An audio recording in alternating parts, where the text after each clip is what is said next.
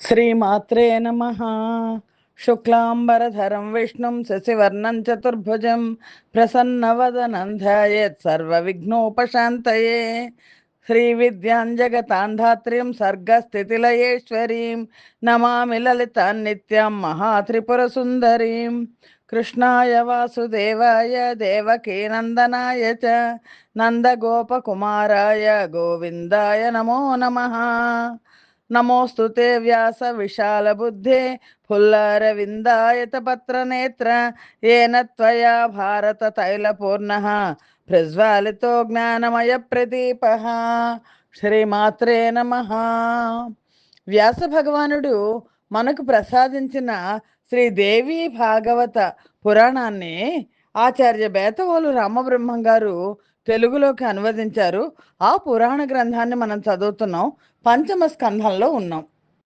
అమ్మవారి మహత్యాలను వ్యాస భగవానుడు జనమేజయుడికి తెలియజేస్తున్నారు.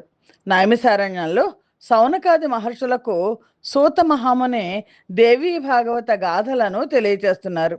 మహిషాసుర మర్దనం ఎలా జరిగింది అన్నది వ్యాస భగవానుడు తెలియచేశారు. ఇంకా నాకు వినాలనుంది అన్నారు. అప్పుడు అమ్మవారు శుంభ నిశుంభులను ఎలా ఎదిరించింది, ఎలా సంహరించింది అన్న గాథను తెలియజేస్తున్నారు. అమ్మవారు కౌశికి రూపంలో, కాళికా రూపంలో శుంభ నిశుంభులున్న ఆ నగరం దగ్గరికి వచ్చింది. వచ్చినప్పుడు శుంభ నిశుంభులు అమ్మవారిని ఎదిరించడానికి తమ దగ్గర ఉన్న సేనానులందరినీ పంపిస్తున్నారు. అలా పంపించడంలో చండ ముండ సంహారం ఈ సంచికలో మనం చూస్తున్నాం. శుంభుడు నిశుంభుడు రహస్యంగా సమాలోచనలు జరిపి చండాసురుణ్ణి ముండాసురుణ్ణి వాళ్ళిద్దరిని అమ్మవారి మీదకి యుద్ధానికి పంపిద్దాము అని అనుకున్నారు. శుంభుడి ఆజ్ఞను శిరసావహించి చండాసురుడు ముండాసురుడు ఇద్దరు బయలుదేరారు. భూమి కంపించేట్లు మహాదానవ సైన్యం వారి వెంట నడిచింది. సింహవాహనారూఢను అమ్మవారిని దర్శించారు వాళ్ళు. పార్శ్వంలో కాళికాదేవి కనిపించింది. అమాయకుల్లాగా ఈ చండాసురుడు ముండాసురుడు ముఖాలు పెట్టి సాత్వికంగా ముందర పలకరించారు ఇద్దరిని. ఓ మహిళామణులారా, శుంభ నిశుంభులను గురించి మీకు అట్టే తెలియదు అనుకుంటాము. దేవేంద్రుణ్ణి మట్టి కరిపించిన మహావీరులు వాళ్ళు. మీరేమో ఏకాకులు, సింహం ఉంది కదా అని విర్రవీగుతున్నారేమో. ఇలాంటి సింహాలు కోటి వచ్చిన శుంభ నిశుంభులను ఏమీ చేయలేవు. వారు అజేయులు. ఈ మాత్రం బుద్ధి చెప్పేందుకు మీకు ఆడ మగ ఎవరు లేరా? దేవతలు ఏమైనా ప్రేరేపిస్తున్నారేమో. కడపటికి నిరాశ మిగులుతుంది, వినాశనమైపోతారు సుమా అని చండముండాసురులు అమ్మవారితో మాట్లాడుతున్నారు. జేతుమిచ్చసి దుర్బుద్ధే శుంభం సర్వబలాన్వితం మతిదఃకోపి తే నాస్తి నారీవాపి నరోపివా. బలాబలాలను బాగా ఆలోచించుకొని ఒక నిర్ణయం తీసుకోండి. ఓ తల్లి, 18 బాహువులు ఉన్నాయి కదా అని గర్వపడకు. అదంతా వ్యర్థం. పనికిరాని భుజాలు, పనికిరాని ఆయుధాలు, శ్రమ తప్ప ఏమిటి ప్రయోజనం? ఐరావత కుంభస్థలాన్ని గుద్దులతో పగలగొట్టిన బాహుబలశాలి శుంభుడు. అతను కోరినట్లు నడుచుకుని సుఖపడు. అనవసరంగా ఆయాసపడకు. మేము మీకు హితం చెప్తున్నాం. మా మాట విను. ఓ విశాలాక్షి, దుఃఖాలు కొని తెచ్చుకోకు. శాస్త్ర విశారదులైన పెద్దలు ఇదే మాట చెప్తున్నారు. కష్టాలను కడగాళ్లను కలిగించే పనుల్ని దూరంగా వదిలేయమని, సుఖాలను సంతోషాలను కలిగించే పనులను వెంటనే చేపట్టమని శాస్త్రం చెప్తుంది కదా. దుఃఖదాని చ కార్యాణి త్యాజ్యాని దూరతో బుధై సుఖదాని చ సేవ్యాని శాస్త్రతత్వ విశారదై అని అమ్మవారితో అంటున్నారు. అమ్మవారి శక్తి తెలియని వాళ్ళు వీళ్ళందరూ అజ్ఞానులు. ఓ కోకిల, నువ్వు తెలివైన దానిలాగా కనబడుతున్నావు. శుంభ నిశుంభుల సేనా బలాన్ని అంచనావి. ప్రత్యక్షంగా చూస్తున్నావు కదా, ఎంత సేన ఉందో చూసుకో. ఊహలు అనవసరం. విజయం సంశయాస్పదమైనప్పుడు ఎవరైనా యుద్ధానికి సాహసిస్తారా? మిమ్మల్ని అడ్డం పెట్టుకుని దేవతలు కసి తీర్చుకోవాలి అని అనుకుంటే వారి నయవంచనలకు నంగనాచి కబుర్లకు మీరు మోసపోకండి. వాళ్ళ స్వార్థం తీరకపోగా మీకు దుఃఖం మిగులుతుంది. పని కోసం జతకట్టే కార్యమిత్రుణ్ణి పరిత్యజించి ధర్మమిత్రుణ్ణి విశ్వసించమన్నారు. దేవతలు ఎప్పుడు కూడా స్వార్థపరులు. వాళ్ళు కార్యమిత్రులు, పని చేయించుకుంటారు మీ చేత. ఇది సత్యం అని చెప్తున్నారు చండాసురుడు ముండాసురుడు.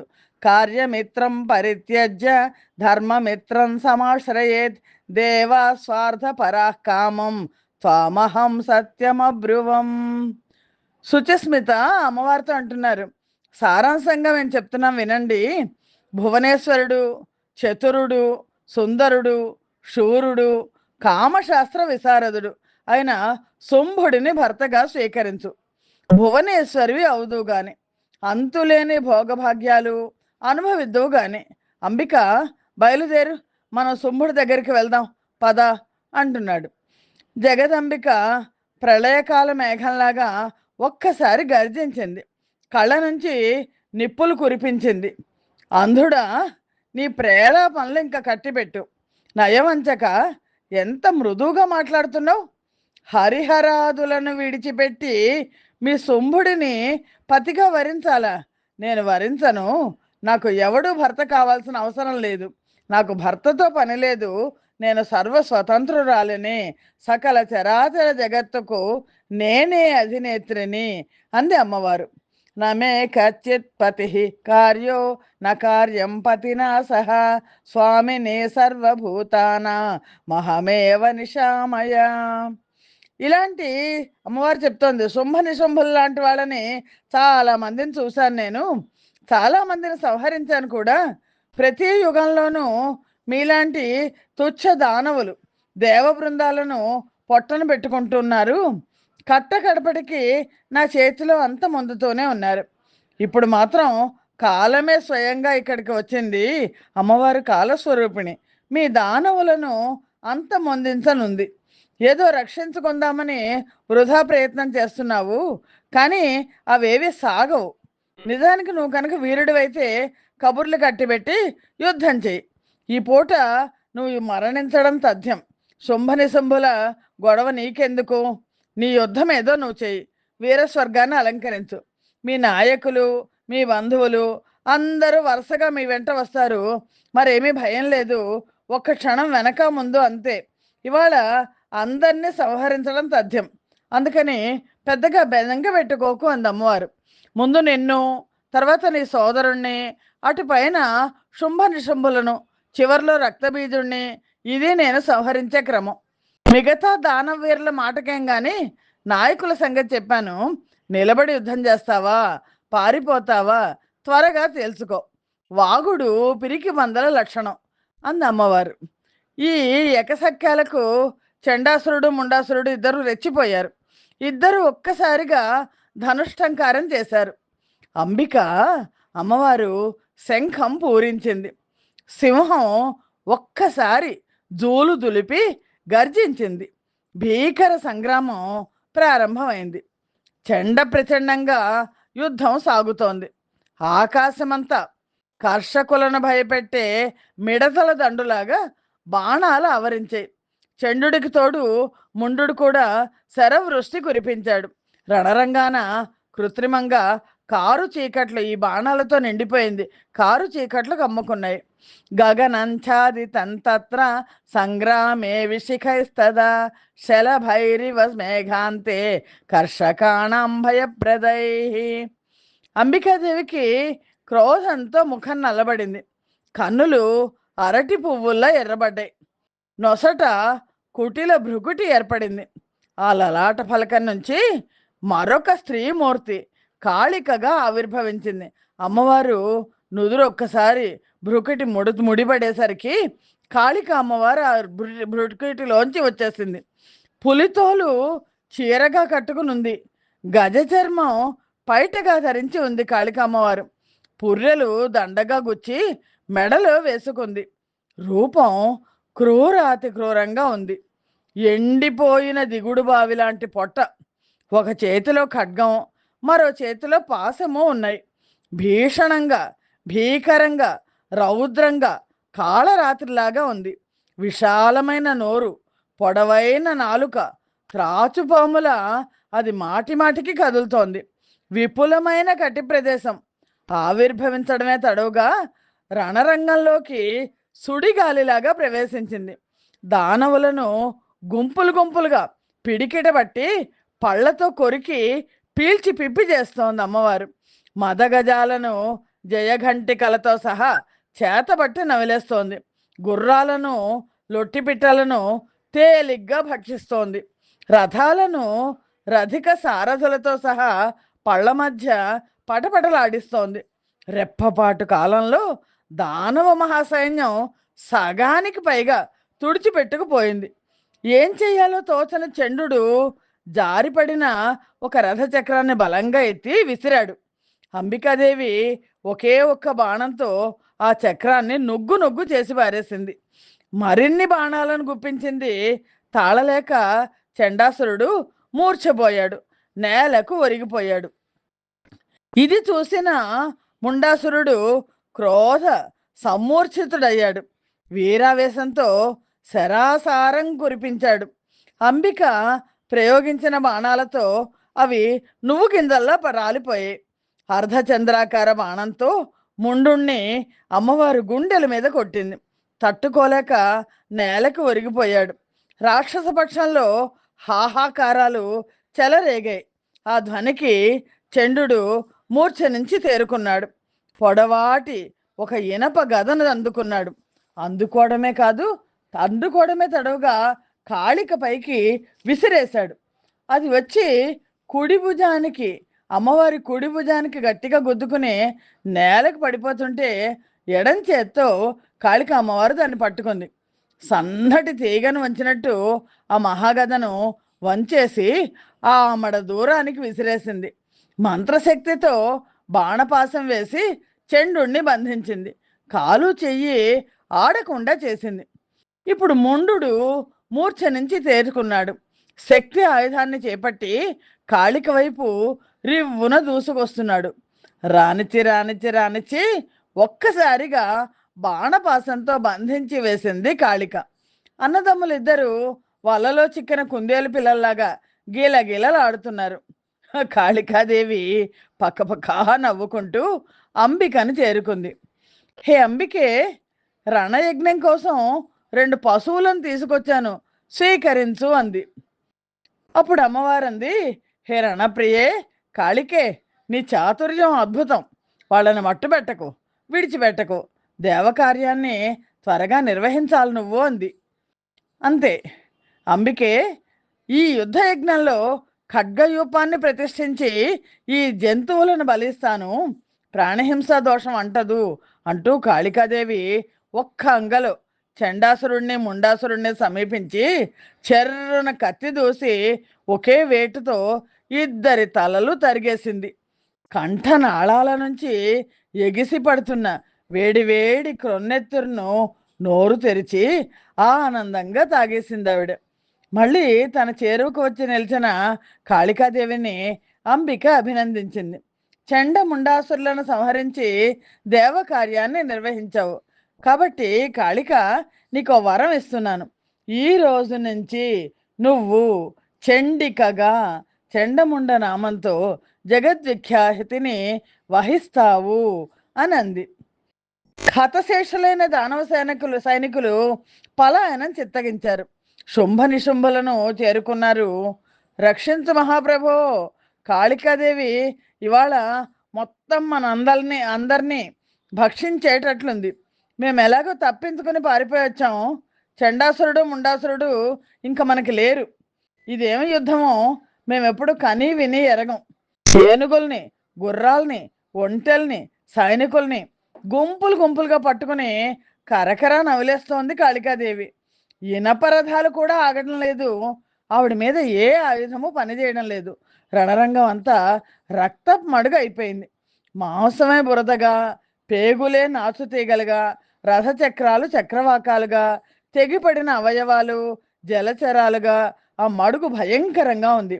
మహారాజా, నీ వంశాన్ని రక్షించుకో, కాళికాదేవిని శరణు వేడు, లేదంటే పారిపో. అంతేకాని యుద్ధానికి దిగకు, నాశనం చేసేస్తుంది, ఇది ఖాయం. కాళికా సింహాల ఆకలి నీతో గాని తీరదమ్మో. వీరికి తోడు అంబికాదేవి బాణ పరంపర ఒకటి ప్రత్యక్షంగా చూసి వచ్చాం కాబట్టి చెప్తున్నాం. ఆడది నన్నేం చేస్తుంది అని అహంకరించద్దు, అనవసరంగా కలహించకు. ఆవిడ దక్కకపోతే నీకు వచ్చిన నష్టం ఏమీ లేదు. దక్కించుకోవడానికనే పంతానికి పోయి యుద్ధానికి దిగావో నువ్వే దక్కవు.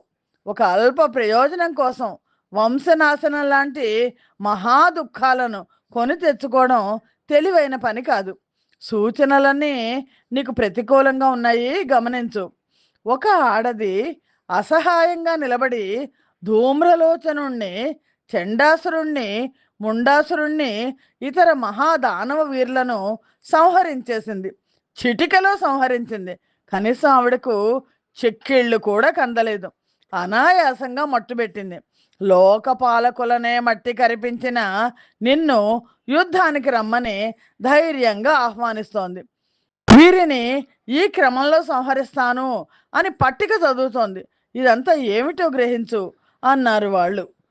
పుష్కర క్షేత్రంలో ఇంకా చెప్తున్నారు, మీ అన్నదమ్ములు ఒకసారి తపస్సు చేశారు. బ్రహ్మదేవుడు మెచ్చి వరం ఇచ్చాడు. దాని ప్రకారం ఏ పురుషుడి చేతిలో మీకు మరణం లేదు. నిజమే, కానీ స్త్రీ చేతిలో ఇప్పుడు మిమ్మల్ని చంపడానికి ఈ అంబిక వచ్చింది, సందేహం లేదు. అందువల్ల బాగా ఆలోచించండి, యుద్ధం విరమించండి అని మిగిలిన సైనికుల అధిపతులందరూ కూడా వీళ్ళతో శుంభ నిశుంభులతో చెప్పారు. తస్మాత్ త్వాం హంతు కామైష ప్రాప్త యోషిద్వర ప్రభో యుద్ధం మా కురు రాజేంద్ర విచార్యేవం దిహాధునా.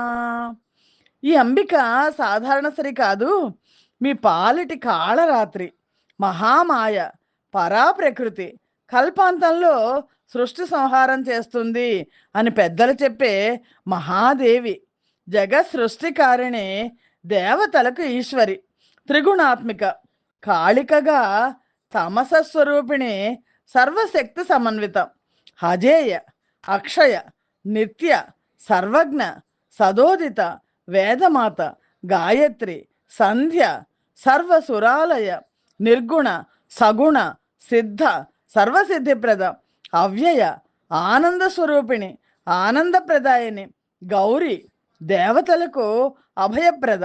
ఇందులో ఏ సందేహము లేదు. వాళ్ళందరూ కొలుస్తున్నారు అమ్మవారిని. మా మాట నమ్ము, దయచేసి వైరం పెట్టుకోకు, శరణు వేడుకో, రక్షిస్తుంది. వంశాన్ని బతికించుకో, హతశేషులైన దానవులను చిరాయుష్కులను చెయ్యి అని సేనా నాయకులందరూ కూడా బతిమలాడుతున్నారు. దానవ వీరులు తమను తాము మర్చిపోయి, ఎవరితో మాట్లాడుతున్నామో మర్చిపోయి, ఏదో పూనకంలో ఉన్నట్టు అమ్మవారిని స్తోత్రాలు చేస్తున్నారు. ఇది వినేసరికి శుంభ నిశుంభులకు క్రోధం నషాళానికి అంటింది. భరించలేని అసహ్యంతో దిక్కులు పగిలేటట్టు ఏకకంఠంతో అరిచారు. నేలకు ధబీమని తన్ని పిడికలితో సింహాసనాన్ని గుద్ది శుంభుడు లేచి నిలబడ్డాడు. కళ్ళు జ్యోతుల్లా వెలిగిపోతున్నాయి. మూర్ఖుల్లారా, రణరంగం నుంచి పారిపోయి వచ్చిన పిరికి పందల్లారా, పోండి, మీ మొహాలు నాకు చూపించకండి. అంతగా బతకాలని ఉంటే పోయి పాతాళంలో ఏ మూలనో దాక్కోండి, లేదా ఆత్మహత్యలు చేసుకొని చావండి. జగత్తంతా దైవాధీనం. నేను జయిస్తానో లయిస్తానో మీకెందుకు? ఏది జరగాలో అది జరుగుతుంది, జరగనివ్వండి. దానికోసం ఇప్పటి నుంచి దిగులుపడి ఏం ప్రయోజనం? దుఃఖించి తప్పించగలమా? మరణానికి భయపడి స్వధర్మాన్ని వదులుకుంటామా? వదులుకున్నంత మాత్రాన శాశ్వతంగా బ్రతికి బట్ట కడతామా? సావు పుట్టుకలు, సుఖదుఖాలు ఎవరికి ఎప్పుడు రాసిపెట్టున్నాయో అప్పుడు వస్తాయి. అందాక ఎవరు ఎంత దొర్లినా రావు, వద్దనుకున్నా ఆగవు. కాలం మూడితే బ్రహ్మాది దేవతలే నశిస్తారు. అలాగే నేను కాలవశుణ్ణి. ఇందులో విచారించాల్సింది ఏమీ లేదు. వంశధర్మాన్ని, వీరధర్మాన్ని పాటిస్తాను. జయమే రాని, పరాజయమే రాని. ఒక అబల యుద్ధానికి రమ్మని జబ్బచరిచి ఆహ్వానిస్తే పొలిమేరలో నిలబడి ధనుష్టంకారం చేస్తే పలాయనం చిత్తగించి 10 కాలాల పాటు బతకమంటారా? అది ఒక బతుకేనా? అంతకన్నా యుద్ధంలో మరణించడం గౌరవప్రదం కాదు. యుద్ధమే చేస్తాను. విజయమో వినాశనమో ఏదైనా స్వీకరిస్తాను. పురుషకారానికి పట్టం కట్టే విద్వాంసులు దైవం మిథ్య అంటున్నారు. అదే యుక్తియుక్తం అనిపిస్తోంది. ఏ ప్రయత్నమో చేయకుండా ఎవరికి ఏ కోరికలు తీరవు. తలరాతని నమ్ముకుని కూర్చోవడం పిరికి పందల లక్షణం. అదృష్టాన్ని మూఢులు విశ్వసిస్తారు, పండితులు నమ్మరు. దాని పేరే అదృష్టం. అది ఏనాటికైనా ఎవరికైనా కంటికి కనబడుతుందా? ప్రజలను భయపెట్టడము, మార్చడం తప్ప ఇదంతా ఏంటి? అలసులకి ఆలంబన అది, అసమర్థులకు ఊరడింపు అది. చక్రధారి ఉన్నాడు, పిష్టకారిణి ఉంది, పిండి మర. ఏ ప్రయత్నమో లేకుండా పిండి తయారవుతుందా? తయారవదు కదా. చక్రీ సమీపే సంవిష్ణ సంస్థిత పిష్టికారిణి ఉద్యమేన వినాపిష్టం నభవత్యేవ సర్వథా. అంటే పిండి మర మన దగ్గర ఉన్న మన ప్రయత్నం లేకుండా పిండి తయారు కాదు కదా. అలాగే నేను నా ప్రయత్నం చేస్తున్నాను అని శుంభుడు చెప్తున్నాడు. పనులు సిద్ధించాలంటే ప్రయత్నం చేయాలి, సిద్ధించలేదంటే ప్రయత్న లోపమే కారణం. దేశకాలాలు బలాబలాలు చూసుకుని గట్టిగా పూనుకుంటే జరగని పనులంటూ ఏమీ ఉండవు అని బృహస్పతి మతం. దేశకాలంచ విజ్ఞాయ స్వబలం శత్రుజం బలం కృతం కార్యం భవత్యేవ బృహస్పతి వచో యథా.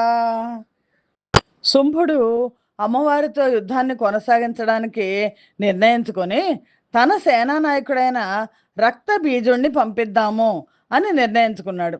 ఇలా తన నిశ్చయాన్ని ప్రకటించి దైత్యేంద్రుడు ఆ శుంభుడు రక్త బీజుణ్ణి పిలిపించాడు. మహాసైన్యంతో రణరంగానికి వెళ్ళమన్నాడు, అమ్మవారితో యుద్ధం చేయమన్నాడు. ఈ మాటకు రక్తబీజుడు చాలా సంబరపడ్డాడు. రక్తబీజుడికున్న లక్షణం ఏంటంటే, అతనికున్న వరం, అతని ఒక్క రక్తం బొట్టు నేల మీద పడితే ఇంకో రక్తబీజుడు ఉద్భవిస్తాడు. అంటే మరణం లేని పరిస్థితిలో ఉన్న అతి క్రూరుడైన వాడు రక్తబీజుడు. రక్తబీజుడిని యుద్ధరంగానికి పంపిస్తున్నాడు శుంభుడు. తర్వాత ఏమైంది, రక్తబీజుడిని అమ్మవారు ఎలా సంహరించింది అన్నది తర్వాత సంచికలో చూద్దాం. స్వస్తి ప్రజాభ్య పరిపాలయంతాం న్యాయేన మార్గేణ మహిమహేష. గోబ్రాహ్మణేభ్య శుభమస్తు నిత్యం. లోకా సమస్తా సుఖినో భవంతు.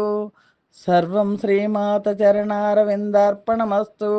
యదక్షర పదభ్రష్టం మాత్రహీనం తేద్భవేత్ తత్సర్వం క్షమ్యతాం దేవి నారాయణి నమోస్తుతే. శ్రీమాత్రే నమః.